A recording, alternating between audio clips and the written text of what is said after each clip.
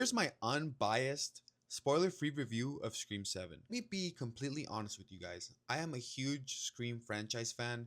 I remember being like 4 or 5 years old and watching Scream for the first time, and it was honestly probably like the first horror movie I ever watched. You understand there's a lot of people review bombing this movie because of the firing of Melissa Barrera. And obviously it's extremely political, but that's not what I'm doing here. This is just simply reviewing the film that I watched last night. And yeah, it's not the best Scream movie at all, but it's also not the worst, but not by a lot. To me, the worst Scream movie is Scream 3.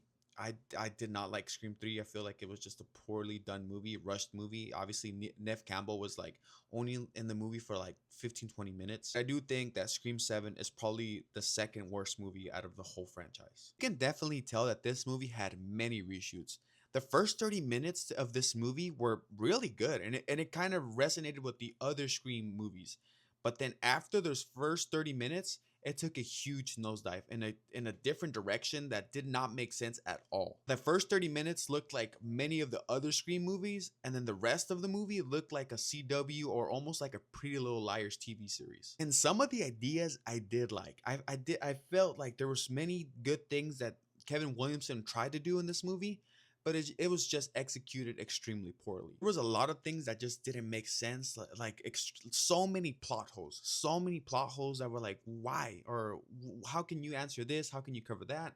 It was just a lot of that, like scratching your head. And Scream has always been known of being extremely self-aware and making fun of the horror genre. And this movie is kind of fell into that. It's like you're just like every other stupidly done horror movie, and Scream has never been done that. I can almost tell that this movie tried to bury 5 and 6, and I think that's his biggest mistake. That was his biggest mistakes. I honestly did like where Scream 5 and 6 were going in the potential trilogy of Melissa Barrera and Jenna Ortega. So them being gone and ignoring their characters in this movie was just not well done. My biggest red flag in this movie was the ghost face reveal and the motives. Like Scream, you have to hit that. You have to bring that home. And if you don't, then the movie's gonna be a total failure. And that's why this movie is the second worst Scream movie of them all, because of that ghost face reveal and the motive. I am gonna be completely honest. This movie is not that bad. And honestly, no Scream movie is that bad. Like honestly, Scream's worst movie can be the best movie of any other horror franchise. Because we all know that A Nightmare on Elm Street, Friday the 13th, Halloween have had bad entries. And Scream, even though, yes, it might not be as good as the first Scream or Scream 4 or Scream 5 or 6, they're not that bad. That being said, I do give Scream 7 a 6.8 out of 10.